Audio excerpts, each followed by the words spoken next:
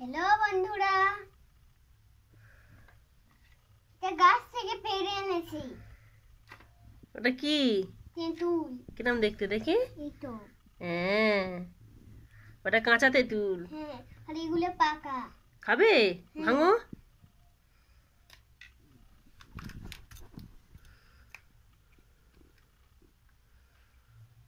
এইভাবে ছাড়াতে হয় খোলাটাকে।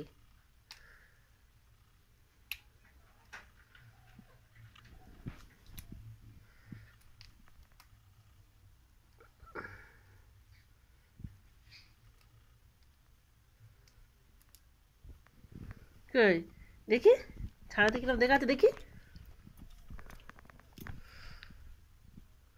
খাও। এগুলো খাওয়াতে হবে?